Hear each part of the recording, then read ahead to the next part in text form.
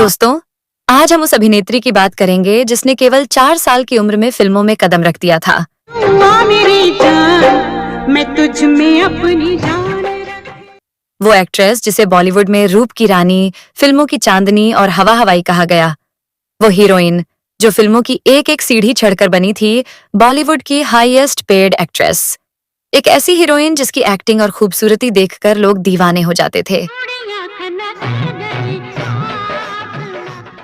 जिसे बॉलीवुड की पहली लेडी सुपरस्टार कहा गया। तो हम बात कर रहे हैं 5 भाषाओं की फिल्मों में काम करके अपना नाम बनाने वाली एक्ट्रेस श्रीदेवी की। आखिर क्यों श्रीदेवी ने फिल्मों से अंधा पैसा कमाने के बावजूद दोबारा केवल पैसा देखकर एक शादीशुदा उम्रदार आदमी के प्यार में पड़ गई थी? कैसे वह बिना शादी के ही प्रेग्नेंट हो गई थी, और क्यों जिस भाई को वो राखी बांधती थी उसी से उन्होंने शादी कर ली? आखिर ऐसी क्या वजह थी कि उन्हें 4 साल की उम्र से ही जबरदस्ती फिल्मों में काम करना पड़ा? कैसे श्रीदेवी को हिंदी भाषा न आने पर भी वह बॉलीवुड की सबसे ज्यादा पैसे चार्ज करने वाली लेडी सुपरस्टार बनी? क्यों श्रीदेवी ने एक शादीशुदा 2 बच्चों के पिता मिथुन चक्रवर्ती से चोरी छुपे शादी कर ली थी? और क्या सच में उनकी मौत बाथ टब में डूबने से हुई थी, या सच्चाई कुछ और थी? जानेंगे और भी बहुत कुछ।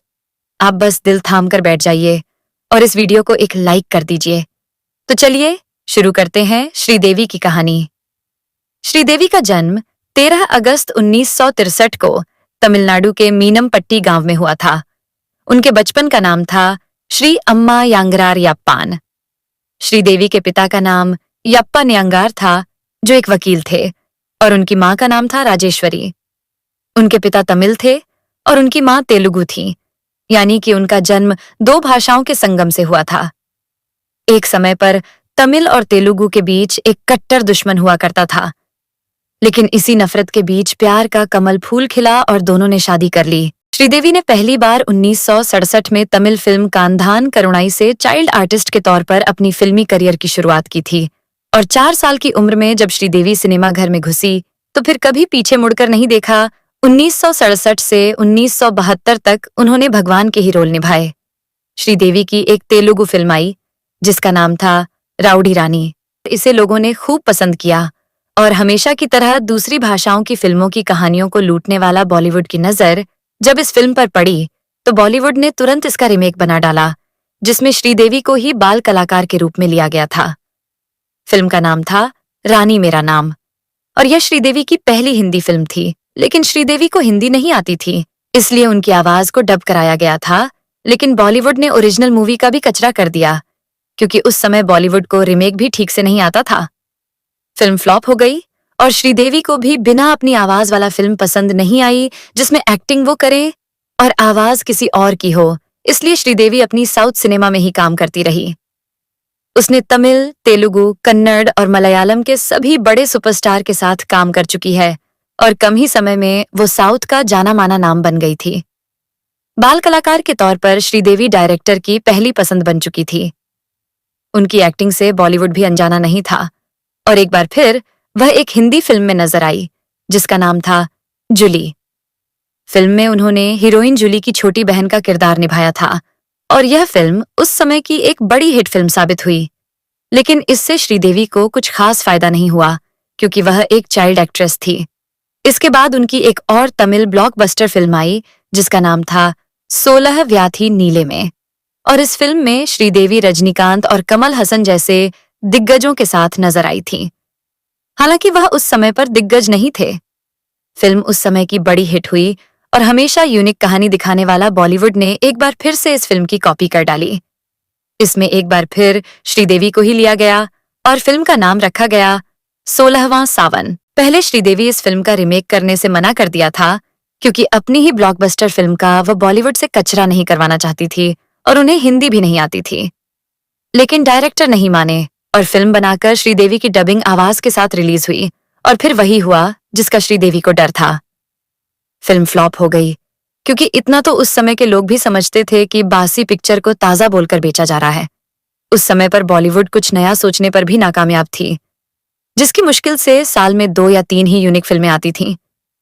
बाकी तो ठाकुरों का दबदबा, बेईमान सेठ, लालची पंडित, डाकुओं का आतंक और किसान या मजदूर का हीरो बेटा, इसी तरह की कहानी के सहारे पूरा बॉलीवुड चल रहा था। और अगर साउथ की किसी एक दो भाषा की सुपरहिट फिल्में बन जाती थीं, तो बॉलीवुड में उसी की कहानी को चोरी करके नया दिखाया जाता था। फिल्म 16वां सावन श्रीदेवी की लीड हीरोइन के तौर पर पहली हिंदी फिल्म थी, जिसे उनकी बॉलीवुड डेब्यू फिल्म भी माना गया। लेकिन फिल्म की नाकामयाबी से वह घबरा गई और श्रीदेवी को समझ में आ गया कि बॉलीवुड में सिर्फ उनका कचरा ही होने वाला है। वो नहीं चाहती थी कि बॉलीवुड की वजह से उनका फिल्मी इमेज पर कोई भी खतरा आए, इसलिए वह वापस अपने साउथ सिनेमा में लौट गई और वहीं पर काम करने लगी। 1981 में श्रीदेवी को तमिल फिल्म मिथुन कोकिला के लिए बेस्ट एक्ट्रेस का अवार्ड भी मिला। इसके बाद 1982 में उनकी एक और तमिल फिल्म कमल हसन के साथ आई, जिसका नाम था मुंदरम पिराई, और यह इतनी बेहतरीन फिल्म थी कि उन्हें एक बार फिर से बेस्ट एक्ट्रेस के लिए तमिलनाडु स्टेट का अवार्ड मिला। फिल्म सुपरहिट थी, तो बॉलीवुड इसे कैसे छोड़ सकता था? तो एक बार फिर बॉलीवुड ने इसका हिंदी वर्जन बनाया, जिसका नाम रखा गया सदमा। यह फिल्म श्रीदेवी की एक्टिंग की सबसे बेहतरीन फिल्म मानी जाती है, जिसे आज भी अगर कोई देख ले तो श्रीदेवी और कमल हसन का फैन हो जाए। लेकिन फिर भी वही हुआ जो हर बार होता था। फिल्म पर ज्यादा लोगों ने ध्यान नहीं दिया और अब श्रीदेवी ने ठान लिया कि वह रिमेक में काम नहीं करेगी। लेकिन सदमा से श्रीदेवी को फायदा यह हुआ कि उनकी एक्टिंग को लोगों ने खूब पसंद किया, उनकी खूब तारीफ हुई और बॉलीवुड से उन्हें कई फिल्मों के ऑफर आने लगे। और इसके बाद श्रीदेवी को पैसों का लालच आया और काफी फिल्मों की कहानी सुनने के बाद उन्होंने 1983 में फिल्म हिम्मत वाला साइन कर लिया। इस फिल्म ने ताबड़तोड़ कमाई की और इस फिल्म ने श्रीदेवी को चमकता सितारा बना दिया था और वह लाखों दिलों की धड़कन बन गई। जितेंद्र को भी इस फिल्म से खूब फायदा हुआ, क्योंकि जितेंद्र उस समय फिल्मों में स्ट्रगल कर रहे थे। उनकी फिल्में कुछ खास कमाल नहीं कर पा रही थी, लेकिन हिम्मत वाला फिल्म हिट होने के बाद उनकी किस्मत ही पलट गई। हालांकि श्रीदेवी को हिंदी नहीं आती थी और उनकी आवाज को इस फिल्म में भी डब किया गया था। मतलब फिल्म हिम्मत वाला में श्रीदेवी की आवाज उनकी खुद की आवाज नहीं थी। इसके बाद दोनों ने इसी साल 3 और फिल्में की, जिनमें जस्टिस चौधरी, मम्मा मियां, प्यार की गाड़ी मवाली और जानी दोस्त जैसे फिल्में शामिल थीं। श्रीदेवी और जितेंद्र की फिल्म तोहफा भी एक ब्लॉकबस्टर फिल्म बनी और इस फिल्म में भी श्रीदेवी के डांस को इतना पसंद किया गया कि उन्हें बॉलीवुड की सबसे बेहतरीन डांसर मानी। फिल्मों के बाद श्रीदेवी बॉलीवुड का जाना माना नाम बन गई। दोनों की जोड़ी ऐसे हिट हुई कि दोनों ने आगे चलकर लगभग 16 फिल्मों में एक साथ काम किया। इसके बाद श्रीदेवी एक से बढ़कर एक फिल्में की और उनके सामने फिल्मों की लाइन लग गई थी। बॉलीवुड के साथ साथ उन्होंने साउथ में भी काम करना नहीं छोड़ा और वहां भी लगातार काम करती रही। श्रीदेवी उन हीरोइनों में शामिल हुई जिन्होंने बाप और बेटे दोनों उम्र के हीरो के साथ रोमांस किया। उन्होंने जहां धर्मेंद्र के साथ नाकाबंदी, फरिश्ते, वतन के रखवाले और सोने पर सुहागा जैसी फिल्मों में काम किया, तो वहीं दूसरी तरफ उनके बेटे सनी देओल के साथ चालबाज, सल्तनत और निगाहें जैसी फिल्मों में नजर आई। इस तरह वह अकेली हीरोइन बनी जो बाप और बेटे दोनों की हीरोइन रही और उन्होंने दोनों के साथ रोमांस किया। श्रीदेवी ने राजेश खन्ना के साथ भी काम किया और उनकी कुछ फिल्में ऐसी रहीं जिन पर आज भी मीम्स बनते हैं। लेकिन राजेश खन्ना अपने स्टारडम के आगे हीरोइन को कुछ नहीं समझते थे। यही कारण रहा कि श्रीदेवी ने उनके साथ ज्यादा फिल्में नहीं की। ऋषि कपूर के साथ भी श्रीदेवी ने कई फिल्मों में काम किया, जिनमें सबसे बड़ी हिट रही चांदनी और नागीना। फिल्म नगीना में उन्होंने एक इच्छाधारी नागिन का किरदार निभाया था और इसे भारत की नागिन पर बनी सबसे बेहतरीन फिल्म माना जाता है। के लिए श्रीदेवी की जितनी तारीफ की जाए उतनी कम लगती है। इसके बाद उन्हें बॉलीवुड की नागिन कहा जाने लगा था। फिल्म के लिए श्रीदेवी ने अपनी आंखों में एक अलग ही तरह के लेंस लगाई थी, जिसके बाद वह एकदम असली नागिन लगती थी। फिल्म के गाने आज भी लोगों का दिल जीत लेती है और इसी फिल्म का गाना था मैं तेरी दुश्मन दुश्मन तू मेरा मैं नागिन टूसा। इस गाने का डांस स्टेप आज भी शादियों में नागिन डांस करने वालों की पहली पसंद रहती है। 1986 में वो मल्टी स्टारर फिल्म कर्मा में नजर आई और इस फिल्म में उनके छोटे से किरदार ने भी खूब शोहरत बटोरी। इसी साल वहां फिरोज खान के साथ फिल्म जांबाज में भी नजर आई और उन पर फिल्माया गया फिल्म का यह गाना पूरी फिल्म पर भारी पड़ गया था, किसी को नहीं मिलता यहां प्यार। श्रीदेवी बॉलीवुड की इकलौती ऐसी हीरोइन रही जिसके दशक बदले, हीरो बदले, लेकिन वह हीरोइन नहीं बदली।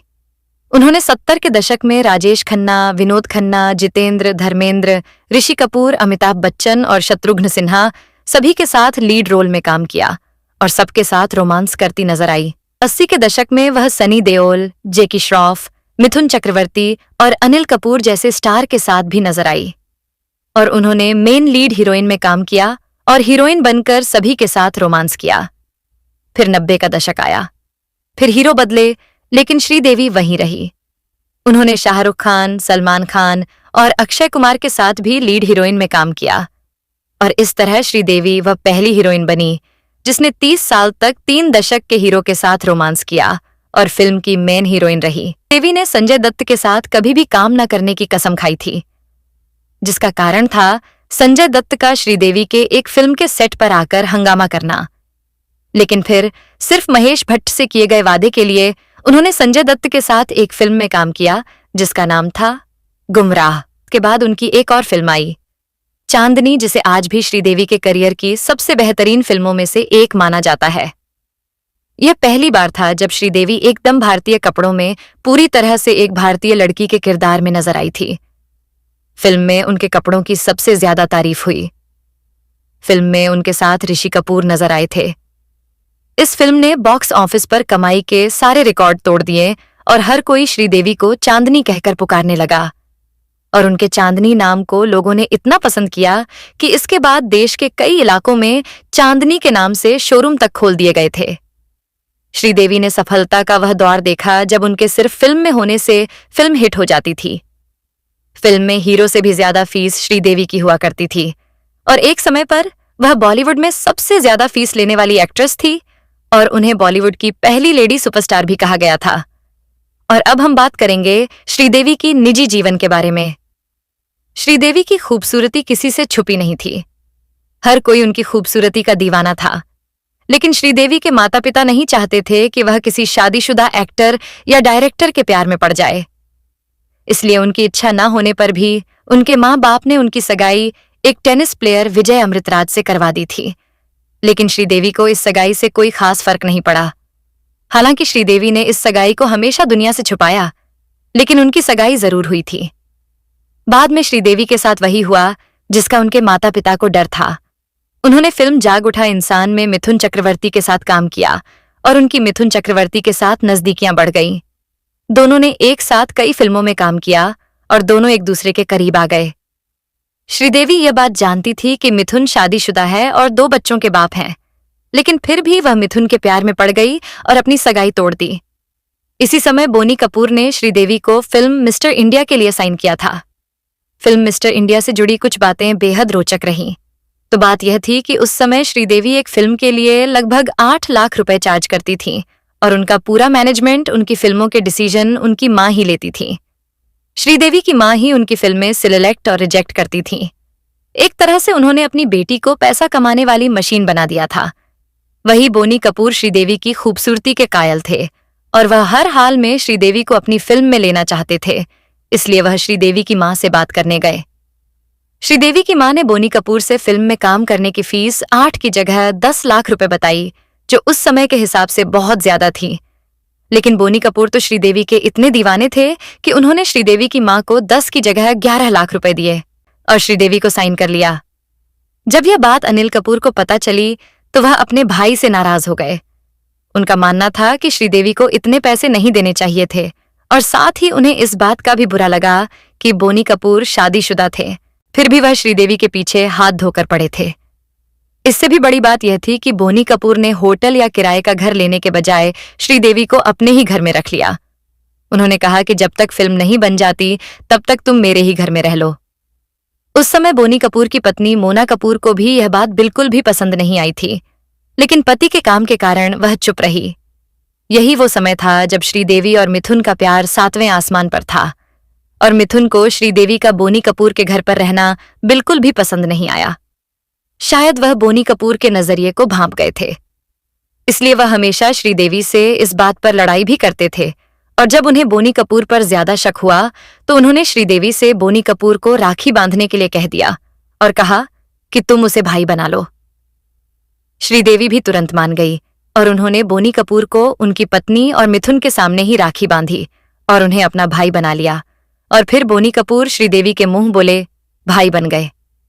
श्रीदेवी हर साल उन्हें राखी बांधने लगी और बोनी कपूर की पत्नी भी चिंता से मुक्त हो गई और उसने श्रीदेवी के साथ रहने से बोनी कपूर पर रोक टोक करना बंद कर दिया और श्रीदेवी और मिथुन का प्यार परवान चढ़ता गया। दावा यह भी किया जाता है कि श्रीदेवी और मिथुन चक्रवर्ती ने चोरी छुपे मंदिर में शादी कर ली थी और मीडिया में उनकी शादी की खबरें लीक भी हो गई थीं। लेकिन मिथुन के साथ उनका यह रिश्ता ज्यादा लंबा नहीं चल सका। जब दोनों के अफेयर की बात जब मिथुन की होने वाली पत्नी योगिता बाली को पता चली तो उन्होंने अपनी जान देने की कोशिश की। योगिता बाली उस समय की जानी मानी एक्ट्रेस थी और किशोर कुमार की पत्नी थी, लेकिन सिर्फ मिथुन के प्यार में वह किशोर कुमार के साथ अपनी खुशहाल जिंदगी छोड़कर आ गई थी और मिथुन के लिए उसने अपना फिल्मी करियर भी छोड़ दिया था। लेकिन जब मिथुन ने श्रीदेवी के प्यार में पड़कर योगिता को धोखा दिया तो वह सदमे में चली गई और अपनी जिंदगी खत्म करने की सोचने लगी। मिथुन ने जब अपनी पत्नी को बुरे हालत में देखा तो उन्होंने श्रीदेवी से दूरी बनाना शुरू कर दिया और अपने परिवार के लिए श्रीदेवी को छोड़ दिया।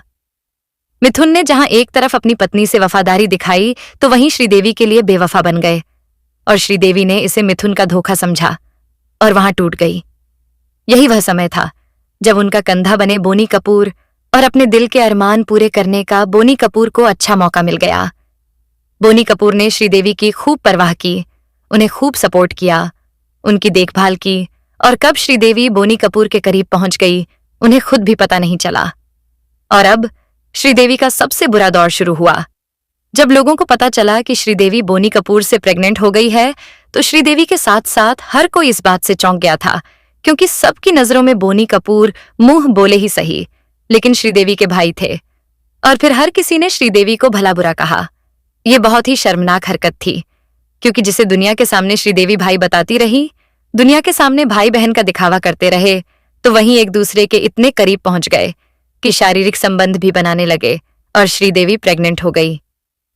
लोगों के साथ साथ श्रीदेवी के लिए यह बहुत ही निंदनीय था, लेकिन बोनी कपूर की तो मानो मन में लड्डू ही लड्डू फूट रहे थे। उन्होंने बिना देरी करते हुए श्रीदेवी को शादी के लिए भी पूछ लिया।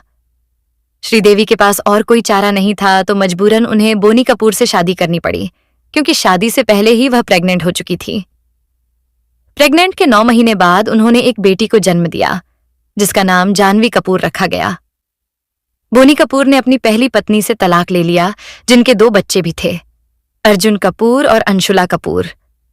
अर्जुन कपूर बोनी कपूर की इस दूसरी पत्नी का बेटा है, मतलब श्रीदेवी का सौतेला बेटा और जानवी कपूर का सौतेला भाई। अर्जुन कपूर ने श्रीदेवी को बचपन से ही अपने परिवार की बर्बादी का कारण माना और कभी भी उन्हें सम्मान की नजर से नहीं देखा, और इन सब के लिए श्रीदेवी को खूब आलोचना भी सहनी पड़ी। आम लोग उन्हें खूब भला बुरा कहा। लोगों ने कहा कि जिस औरत ने उन्हें अपने घर में जगह दी, शरण दी, श्रीदेवी ने उसी का घर तोड़ दिया और श्रीदेवी को लोग नापसंद करने लगे, और यह श्रीदेवी का सबसे मुश्किल दौर था। उसने सालों से जो नाम कमाया था वह मिट्टी में मिल गया था। बोनी कपूर और श्रीदेवी की 2 बेटियां हुईं, जानवी कपूर और खुशी कपूर। शादी के बाद भी श्रीदेवी लगातार फिल्मों में काम करती रही और उन्होंने कई बड़ी हिट फिल्में भी दी। उसने फिल्म लाडला में काम किया, जो एक बेहतरीन फिल्म थी। इस मूवी में पहले दिव्या भारती को लिया गया था।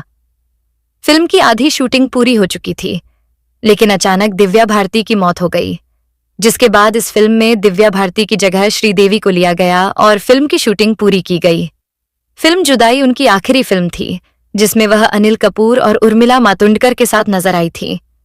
इस फिल्म के लिए उन्हें बेस्ट एक्ट्रेस का अवार्ड भी मिला, और इस फिल्म के बाद श्रीदेवी ने एक लंबा ब्रेक लिया और लगभग 15 सालों तक वह फिल्मों से दूर रही और अपने बच्चों की देखभाल करती रही।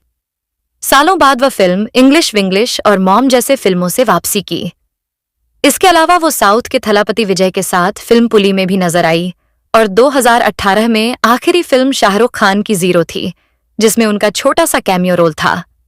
श्रीदेवी ने अपने पूरे फिल्मी करियर में लगभग 300 से भी ज्यादा फिल्मों में काम किया। वहीं उन्होंने कुछ ऐसी फिल्मों में काम करने से मना किया जो बाद में सुपरहिट साबित हुईं, जिनमें शक्ति द पावर, अजूबा, बेटा, बाजीगर, मोहरा और बागवान जैसी फिल्में रहीं। अपनी बेहतरीन एक्टिंग और अदायकी के लिए उन्हें कई अवार्ड से सम्मानित किया गया और उन्हें लगभग 5 भाषाओं में काम करने के लिए सैकड़ों फिल्मफेयर अवार्ड मिले। 2013 में श्रीदेवी को पद्मश्री से भी सम्मानित किया गया है और 2017 में उन्हें राष्ट्रीय फिल्म पुरस्कार प्राप्त हुआ।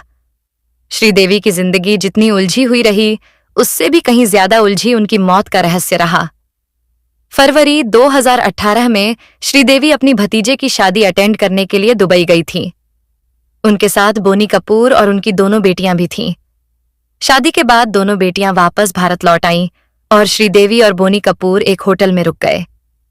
श्रीदेवी जिस होटल में रुकी थी, वही बात टब में डूबने से उनकी मौत हो गई और पुलिस ने इसे एक्सीडेंट मानकर केस बंद कर दिया। लेकिन यह मामला इतना सीधा भी नहीं था जितना यह देखने में लगता है।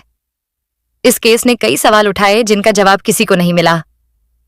पहला सवाल था कि श्रीदेवी कोई बच्ची नहीं थी कि वह बाथ टब में डूबकर मर जाए, जिसमें वह रोज नहाती है। उसमें भला डूबकर कोई कैसे मर सकता है, जबकि वहां एक होटल का बाथ टब था जो बहुत ज्यादा गहरा भी नहीं था। दूसरी बात यह थी कि जब श्रीदेवी की मौत हुई तो बोनी कपूर वहीं पर मौजूद थे। बोनी कपूर का कहना था कि श्रीदेवी बाथरूम मेरे सामने गई थी, मैं टीवी देख रहा था। कुछ समय बाद जब वह बाहर नहीं आई तो मैं उसे चेक करने बाथरूम गया और जब मैंने गेट खोला तो देखा तो वह बाथरूम में डूबी हुई थी और मर चुकी थी। ये पूरी कहानी बोनी कपूर ने पुलिस को बताई थी, लेकिन कहानी पर किसी को भी भरोसा नहीं हुआ था, क्योंकि अगर कोई डूब रहा है तो वह आराम से डूबकर तो नहीं मरेगा। तड़पेगा, छटपटाएगा, चिल्लाएगा, और जब वहां छटपटाई होगी तो बोनी कपूर को कैसे पता नहीं चला। तीसरा सवाल डॉक्टर की रिपोर्ट में सामने आया कि उन्होंने बहुत ज्यादा शराब पी रखी थी और वह खड़े होने की स्थिति में भी नहीं थी, इसलिए वह वास्तव में गिर गई और डूबकर मर गई। लेकिन अगर ऐसा था तो ऐसे हालात में बोनी कपूर ने उन्हें अकेले जाने कैसे दे दिया और उनका ध्यान क्यों नहीं रखा? अगर वह चलने की हालत में भी नहीं थी तो वह अकेले उन्हें बाथरूम में जाने के लिए कैसे दे सकते हैं और आराम से निश्चिंत होकर टीवी कैसे देख सकते हैं? सबसे बड़ी बात यह थी कि श्रीदेवी को मरा हुआ देखकर बोनी कपूर ने पुलिस या होटल स्टाफ से पहले अपने एक दोस्त को कॉल करके अंदर बुलाया था, जो इसी होटल में रुके हुए थे। उनके मेडिकल रिपोर्ट्स तक फर्जी बनाई गई थीं और इतने बड़े केस को दुबई पुलिस ने उस फर्जी रिपोर्ट के बेसिस पर सिर्फ 3 दिन के अंदर बिना कोई छानबीन करके ही बंद कर दिया और कोई भी किसी तरह की जांच नहीं हुई। ये सब बातें बोनी कपूर को शक के दायरे में लाती है और यह शक और भी यकीन में बदल जाता है जब यह बात सामने आया कि श्रीदेवी के नाम पर एक ऐसी लाइफ इंश्योरेंस पॉलिसी थी कि अगर उनकी डेथ होती है तो उनके परिवार यानी कि बोनी कपूर को लगभग 250 करोड़ रुपए मिलेंगे। और इन सब बातों से साबित होता है कि उनकी मौत नेचुरल तो बिल्कुल भी नहीं थी। जब उनका पार्थिव शरीर भारत लाया गया तो उनके अंतिम विदाई में लाखों लोग शामिल हुए थे और उनके कई चाहने वाले लोगों ने इसे नेचुरल डेथ मानने से भी इनकार कर दिया था और दोबारा इस केस की जांच की मांग की थी।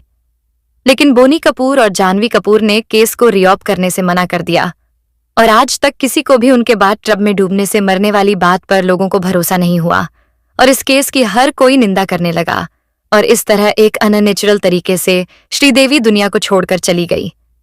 लेकिन वह हमेशा सिनेमा प्रेमियों के दिलों में जिंदा रहेगी। तो दोस्तों, यह थी बॉलीवुड की पहली लेडी सुपरस्टार श्रीदेवी की वो अनकही कहानी जिसने पूरी इंडस्ट्री को अपनी अदाकारी से बदल कर रख दिया। आपको यह कहानी कैसी लगी? अपनी राय हमें नीचे कमेंट में जरूर बताइए।